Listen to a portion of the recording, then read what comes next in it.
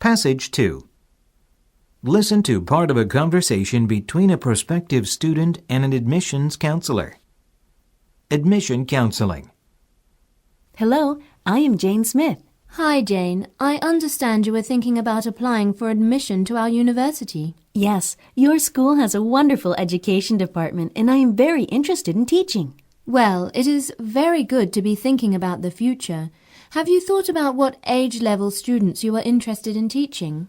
I have, but that is what poses somewhat of a problem for me. I really have enjoyed my high school English and literature classes, but I also really like working with little kids.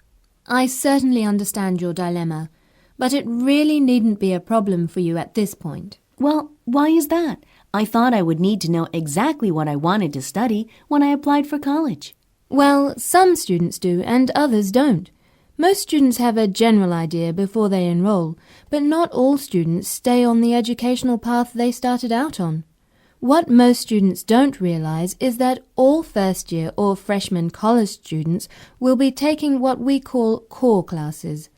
Usually, that will be an English class, a math or science class, a history or political science course, a physical education course, and possibly an introductory or higher-level computer class. Most of the class levels will be determined from tests you will take during orientation week before classes begin. Oh yes, and if you are going to be in the School of Education, you will also be taking an educational psychology class, and the class would be the same for elementary and secondary education majors. Well, that would certainly give me some more time to decide. You know, I have also wondered about extracurricular activities on campus. Well, there are many.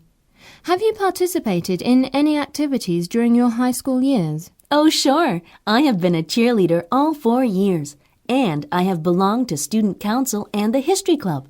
In the summers, I have been on a swim team, but I wasn't on a swim team at school because cheerleading conflicted with participating in athletics. Well, that list sounds as though you have been busy. Have you participated in any cadet teaching or student teaching groups? A little bit. We had a Teach for a Week program during our vocational studies program, and I got to go to a grade school and help out. I really liked it, and that is why I thought about teaching younger kids. What kinds of things did you do at the elementary school when you helped out?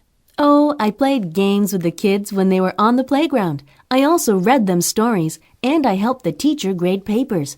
Oh, and she let me do a bulletin board. They were going to have Grandparents' Day, and she let me find things to put on the board that I thought the little kids would like to talk about with their grandparents when they visited school. Well, I think you have a real variety of extracurricular activities. And what is really nice is that we have a variety of activities on campus too. You would probably like the Helping Hands group. In this group, education students are assigned to one of the city's teachers for a semester. You would help this teacher in similar ways to how you helped the teacher during your vocational week. We also have clubs for about any interest you would have. We have art clubs, music clubs. We have student government also.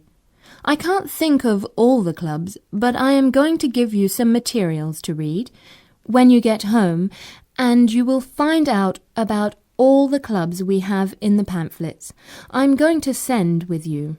Would it be possible to see the inside of a college dorm? I mean today, before I apply? It will help me when I hand in my housing application. Of course, we don't want extra surprises for students when they arrive on campus to begin their first school year with us. I suggest you visit 2 of our dorms. One is the newest and the other is older. That way you can think about which housing unit you may want to apply for. Also, you may want to walk around campus to get an idea of what it would be like if you were enrolled. I am sorry there are no guided tours today, but as you know, it is vacation and students aren't on campus. But before you visit the dorms, do you have any other questions I can try to answer? No, I don't think so. You have been very helpful. Thanks for taking time to talk with me. I am certainly happy to have had the opportunity to meet you and talk with you. I hope you consider applying to our school. When you get home and read through the materials, please get back in touch with me if you have any questions. Now, here is a map of the campus, and I have circled the 2 dorms you will be visiting. I will call a person at each dorm to expect you, and he or she can show you around the building. You won't be able to go into any students' rooms, but there may be an empty room or 2 in each building you could look at. Have a good visit and let us know if you have any other questions we can answer for you. Thank you. Now get ready to answer the questions. You may use your notes to help you answer. Number 7. Why does the student go to see the admissions counselor? Number 8. Why does the counselor ask the student if she has had any experience in a teaching club? Number 9. Why will the student visit a dormitory before she leaves the campus? Listen again to part of the conversation, then answer the question. When you get home and read through the materials, please get back in touch with me if you have any questions. Number 10. Why does the counselor say this? Please get back in touch with me if you have any questions. Listen again to part of the conversation, then answer the question. Also, you may want to walk around campus to get an idea of what it would be like if you were enrolled. Number 11. What can be inferred about the counselor?